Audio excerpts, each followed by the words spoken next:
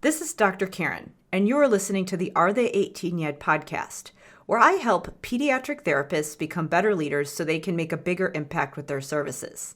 On this show, I'll share up-to-date evidence-based practices, my own experiences, and guest interviews designed to help clinicians and educators feel more confident in the way that they serve their caseloads, so they can help school-age kids grow up to be successful, kind, well-adjusted people.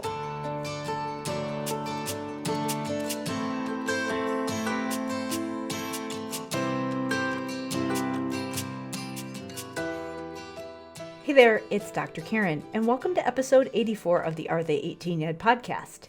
In this episode, I am sharing a snippet from the School of Clinical Leadership, my program that helps pediatric clinicians gain control of their time, create leverage, and make an impact on their caseload. One of the things that I have noticed from my years of experience working as a school SLP and also my experience working with other clinicians across disciplines is that it is so essential for us to work together as a team and as a united front so that we can offer integrated service delivery. So I wanted to talk today about that concept of integrated service delivery, what it means, why it's beneficial, and how to actually shift our thinking and the way that we plan our services. A lot of people, when they are thinking about what they should do with their students and how to better support their caseload, they're thinking about what they should be doing in therapy, which is obviously something that's very important, but it's not the first step. What we want to do first, before we're even thinking about what we do in therapy, is think about what that student actually needs across their day, because that's what's going to help us make better decisions about what to actually do in therapy. So we want to start big picture before we start to zoom in so that we don't get in the weeds and work in silos. So what I wanted to do today is share one of the trainings from the School of Clinical Leadership. In the School of Clinical Leadership, I share a number of different topics designed to help pediatric therapists, so SLPs, psych, social workers, and other service providers, to provide better support for their caseloads and to be better leaders. Many times, therapists feel like they're sort of powerless to actually give kids the support that they need. And if we only think about what we're doing and we don't think about our other resources across the board, whether it be people, relationships, or other things that we can utilize to make a bigger impact with our services, we are ultimately going to be limited. And we can use this way of thinking to make a bigger impact. And this is going to be important even if caseload laws get better and we have smaller caseloads. This is going to be really essential in providing kids with good support across the day so that they can thrive. So in this video, I'm going to talk about making the shift from planning for therapy to planning for service delivery. So as I said before, this is a snippet taken out from the School of Clinical Leadership. If you are a school social worker, a psychologist, or an SLP, and actually, if you're not in the school systems, but you're in the system somewhere, whether you're in a private practice or in a medical setting, and you're really focused on providing high quality services for kids, but feel like you are bumping up against many constraints in the system, then definitely check out the School of Clinical Leadership. That is exactly why I designed this program. So to get more information about how the program works, then check out the enrollment page at drkarendudek-brannan.com/clinical leadership. Again, that's drkarendudek-brannan.com/clinical leadership. So now please enjoy episode 84.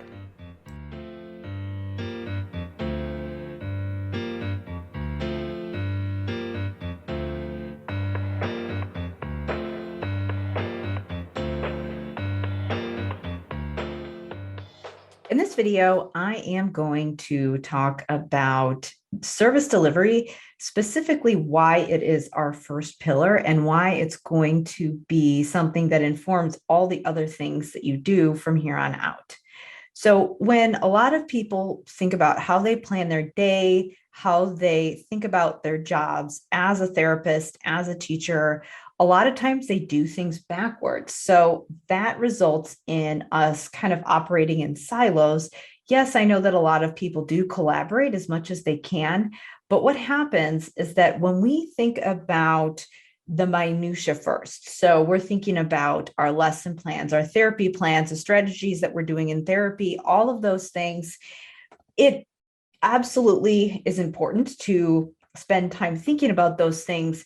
But when we do it the wrong way and in the wrong sequence, what happens is that kids end up having these service delivery plans that are very disjointed because everyone is kind of operating in a silo. And so, if you want to have more of a cohesive, integrated model that works together and gets more done for students and makes a bigger impact on them and is way more effective, then we need to start with the big picture and zoom out. And so, this is kind of the 30,000 foot view of where we want to start. Because what happens is that when we start with the big picture, what that's going to do is a number of things. First, it's going to help us figure out what kids really need. And it's going to help us be way more efficient with how we allocate the resources that we have so that we can really show up to our sessions or whatever else we're doing with more conviction that we know that we're doing the right thing. Because a lot of times what happens is that kids might miss out on certain things that they need because there isn't clear communication. And also what happens is that sometimes there might be duplication of services, which isn't always a bad thing, depending on how it's done. There's certainly some overlap in scope with different providers, but what happens is that people are duplicating certain services and they're missing out on other things. And as a result, kids aren't moving forward as quickly as they can.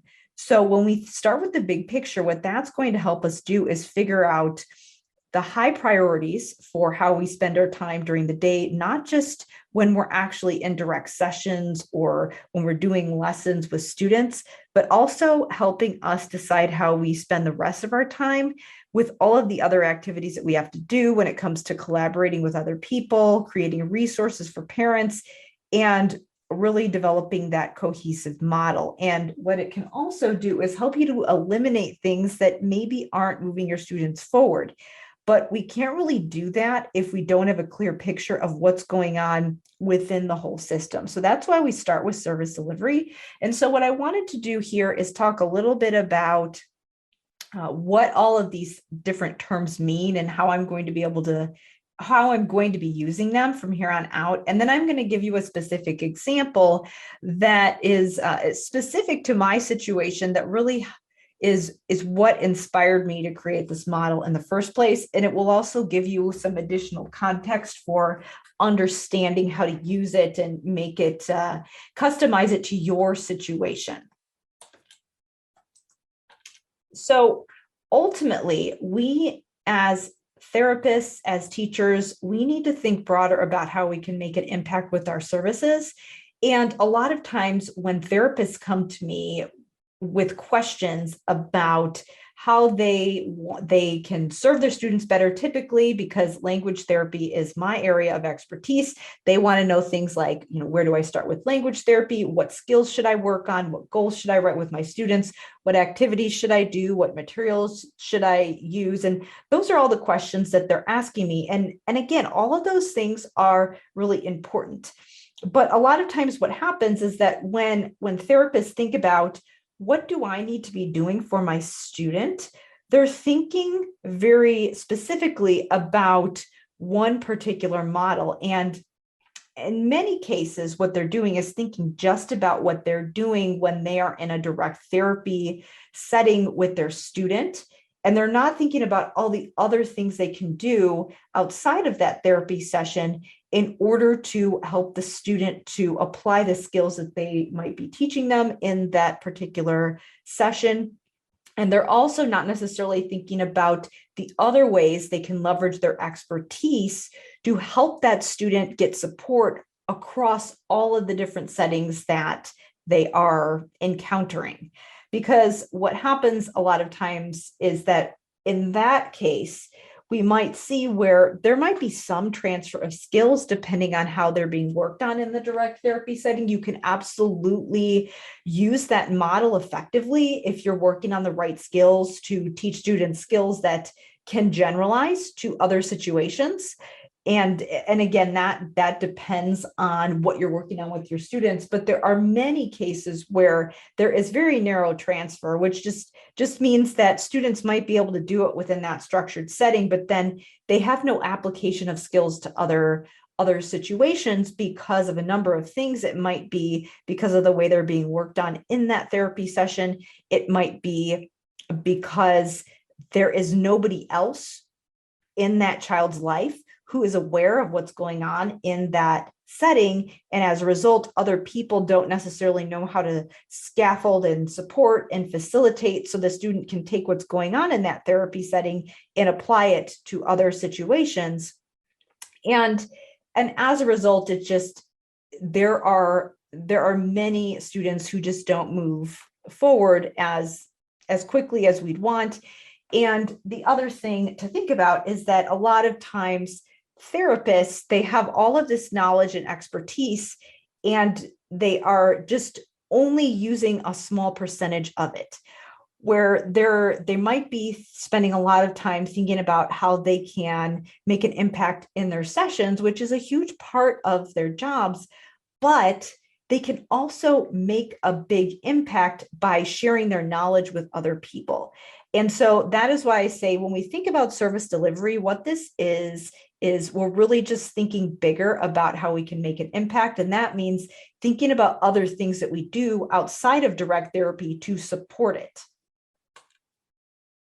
So I wanted to talk a little bit about some of the different types of intervention and some of the terms that are kind of common when we're thinking about services and therapy. So obviously we have things like direct instruction. So how this is typically applied is that you might have the general education classroom where it's the curriculum that most kids get when they're going through the school systems.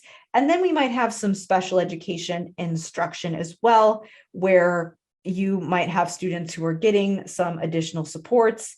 And then we might have specific interventions. And again, this kind of overlaps with special education, where we might have a student who is getting some type of intervention above and beyond the typical general education instruction. And then we have things like therapy, where there is some type of a skilled clinician who is working on some skills above and beyond the typical instruction, in addition to the intervention. And again, intervention and therapy kind of overlap. Instruction and intervention kind of overlap as well. So I'm not saying that these terms are mutually exclusive, but they're just some of the things that we think about when we think about planning our services. And something else to note is that these are specific types of service delivery. One way we can provide services for students is that we can provide them with instruction in a general education setting. And that instruction might have certain supports built in, but it is one model. It's one service delivery model for serving students.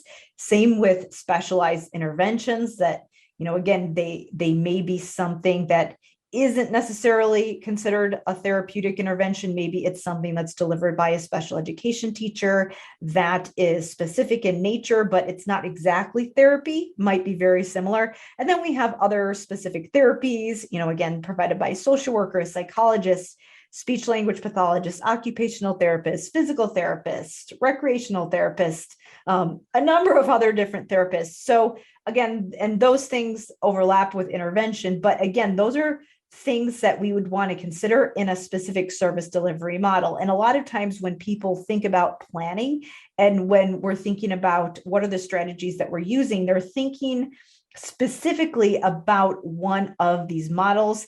In my experience, based on my background, because I'm a speech pathologist, typically in my situation, we're thinking about therapy. So a lot of professional development is focused on direct therapy techniques, and that's really important, but it is just one model of providing a service and one model of providing intervention. And so we absolutely want to be proficient in all of these things, but if we are going to make an impact, we also have to think about other models as well, aside from just this direct intervention that is what we typically talk about. So here are some other models that we can think about when we're thinking broader about service delivery. And again, when we're thinking about what students need, we want to start with this because when you are planning your day and you're figuring out what are the things that I need to do in order to be prepared for my day to support my students, we don't just want to think about the traditional therapy. What happens in a lot of cases, in my experience with therapists, is that they start with planning for their therapy sessions. And then all of these other things, such as training and resources and consultation and collaboration, are sort of afterthoughts. But really, we need to start by thinking about all of these things equally, because we need to figure out how to design each one of them effectively. So when we think about planning, we shouldn't just be thinking about, what worksheets am I doing with my students? What are my lesson plans? We should also be creating plans for how we consult and collaborate. Because what happens a lot of times, it's, okay, I should go and talk to this teacher. I should go talk to this person. I'm going to be, maybe I'm pulling a student out of their class and I need to let them know what's going on. And we don't necessarily approach those types of interactions with the same level of planning and rigor that we might do with our therapy sessions, when really, in order for us to be effective, we should be considering all these things equally when we are figuring out how to plan our day. So obviously, we have a number of different things. We have consultation and collaboration. So again, consulting with other professionals that you work with and collaborating with them, whether it be just you're sitting down and you're dividing up all of the different skills that a student might need to work on and figuring out who's going to work on what, or whether it means collaborating on a specific lesson that you do together, or just consulting. Again, obviously those things, there's some overlap there, but with a consultation, I see that more as it's different than more of a coaching training situation, because if you're consulting, you're kind of just telling someone, you're kind of just giving them advice on what to do.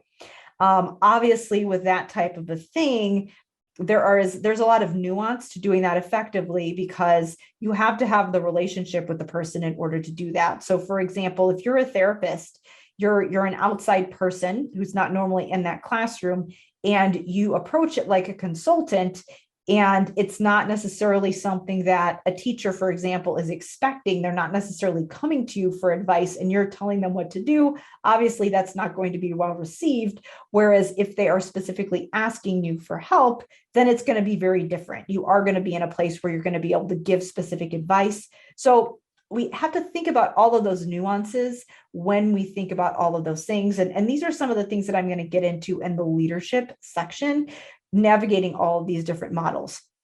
I say training and creating resources because this is going to be a huge thing. So in addition to consultation and collaboration, you also want to think about what resources you need to create and what training you can be doing. So with consultation, again, that's typically more of a, it can be something that is not necessarily a formal training. It's more of like a meeting type of a thing, whereas a training could be something that you do to a large group. And it can also be something that can be kind of pre-packaged and used over and over again. With the resources, these can be assets that you create that you give to people in order to train them in some of the things that they need to know in order to be able to support their students. So this can be a huge part of how you spend your time, is doing that training. So this can be training between colleagues. This can also be training parents. That is going to be a huge part of helping kids be successful, because with a lot of the skills that we need to teach students, there are some academic skills, obviously, that you can address in the school systems, but for certain skills, there does need to be some adequate scaffolding and support in the home environment for kids to be able to be fully independent. The other thing that we want to think about in service delivery is getting trained by others. So when you are engaging in that consultation and collaboration, we want to approach it not just by sharing our knowledge with other people, but also gaining knowledge. Sometimes we need to step into the student role, and we're the ones that are consulting and getting information. So that is an aspect of service delivery as well, because often we need to learn what we can be doing in our sessions or in our classrooms in order to be able to support students. So we have to think about it from both angles. We have to ask ourselves the questions of how am I training and sharing my knowledge, but also how am I utilizing the knowledge and valuing the knowledge of the other people that I work with. Now, with service delivery, again, there's a number of different formats that we can do this.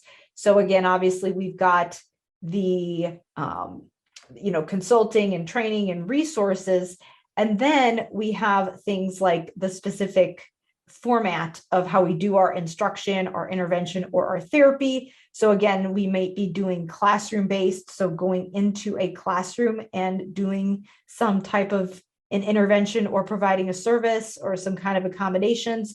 We might be doing something that is community-based, so helping students to go out into the community to apply the skills that we might have taught them. And then we also might be utilizing a traditional therapy model, which again, typically this is referred to kind of a pull-out model where you pull the student or the client outside, and it's kind of could be a one-on-one or a group setting, but they're in some kind of a separate setting. And again, within special ed, obviously we have, where there's more of a instructional pull-out situation where there might be a direct special ed classroom. So that can be an additional model as well, obviously. But the reason that we want to think about this is because a lot of people, what they do is that they do it backwards, where again, they're focusing all their time on one thing, the traditional therapy, what am I doing in my sessions, versus thinking about all these things that they need to do. So a lot of times when I tell people that they need to focus on things like collaboration, they're on board with that.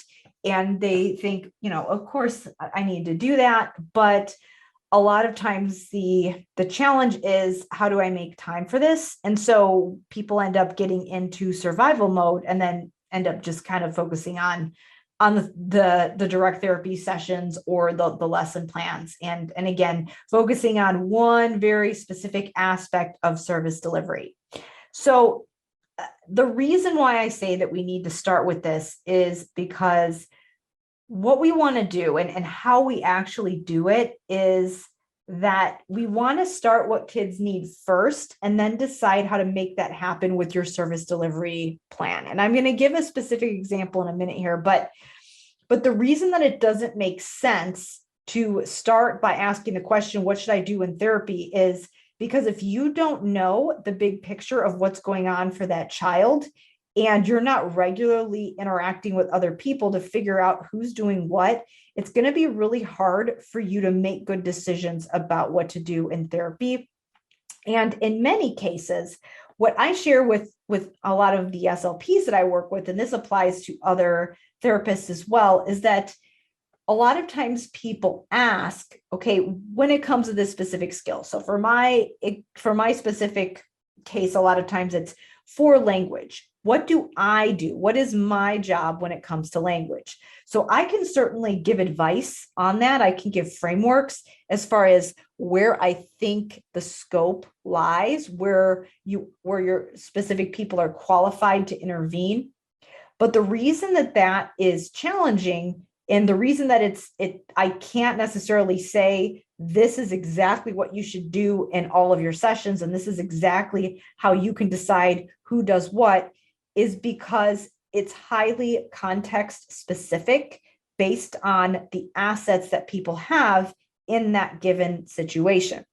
So for example, one person might have, they might be working in a school and their student might be getting therapy from an outside therapist.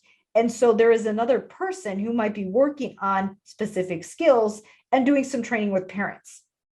And then that student might also have services from a special education teacher and multiple therapists. So a student like that has multiple people working with them, their service delivery plan and how I might mentor a specific therapist to plan their sessions is going to depend on what all the other people are doing. So what I would recommend for that therapist, as far as what are the high priority skills for you to be doing in therapy, where do you need to be spending your time training other people, depends on that context.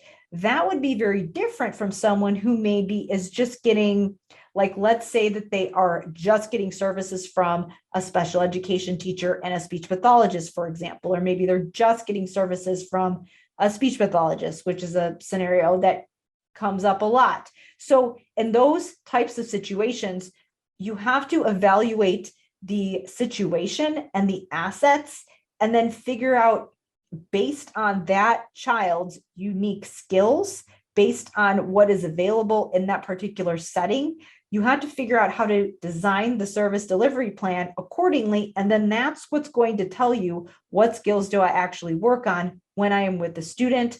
Who do I need to train? What do I need to train them in? All of those things are going to be dependent on what the kid needs, and then also what is available. So that's why we have to start there. That's going to help make a lot of other decisions further down the line, versus just thinking about, okay, what do I need to do in my therapy session, and then thinking about those other things. That way is backwards, because it doesn't take the context into account. And so that's why I often want to know those things. And I would often recommend people that they start with a framework rather than some kind of a scripted curriculum when we're thinking about specialized services, because with a framework, there's some flexibility built in to where you can customize it depending on your situation. And, you consider your scope, you consider the scope of other people, you consider where your scope is overlapping and what makes sense for who to address what, and all of those things. But again, it's hard for me to say, the speech pathologist should be doing this, and the social worker should be doing this, and a special education teacher should be doing this. Obviously, there's a starting point based on what is common and what people's typical scopes are, depending on, what I know about their background and what they're able to address. But we have to start with that context. We have to start with the needs and the assets, and then design the service delivery plan accordingly, because this is what's going to inform therapy and instruction. It's not the other way around.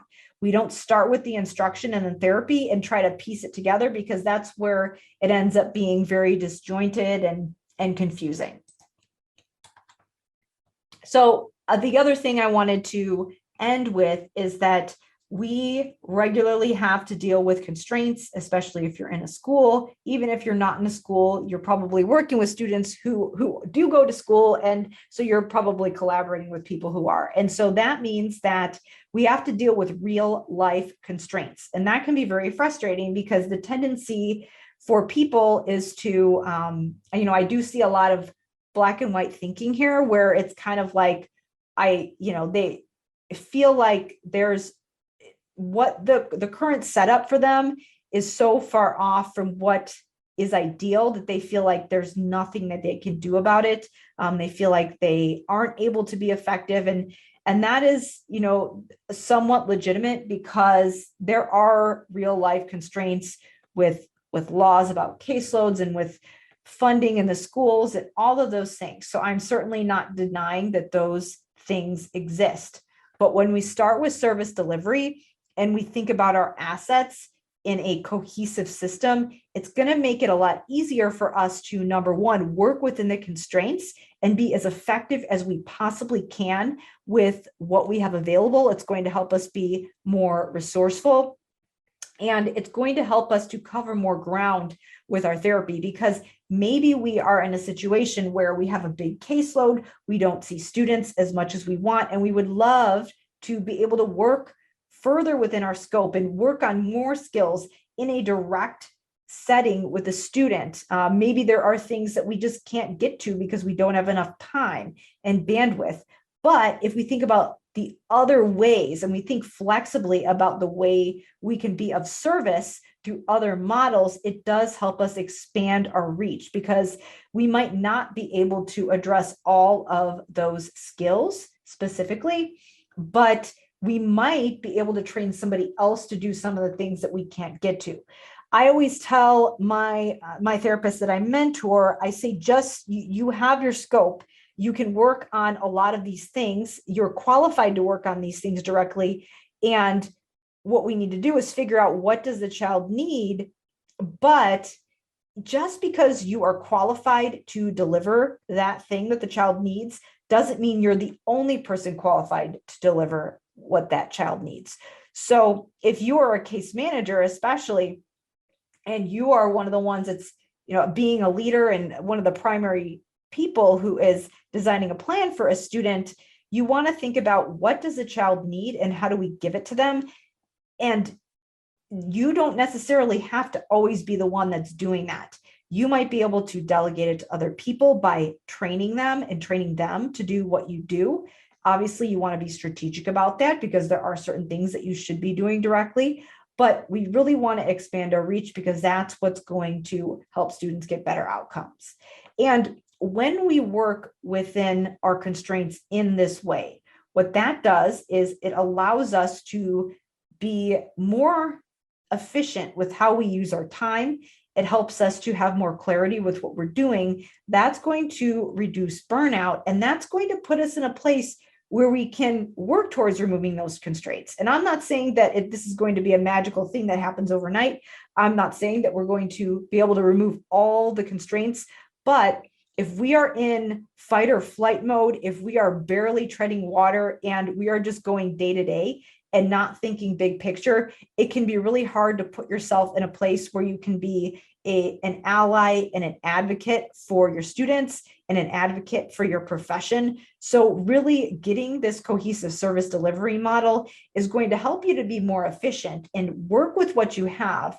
But also when you work with what you have, then that helps to put you in a place where you can figure out how to figure out ways to get more. So what I'm going to do is I'm going to wrap up here, and in one of the upcoming videos, I'm going to give you one of the specific examples for how this might look. One of the things that has kind of inspired me to design this model and think about things this way, just to give you some context. So I think this is a good place to wrap up here. I will talk about those things in an upcoming video.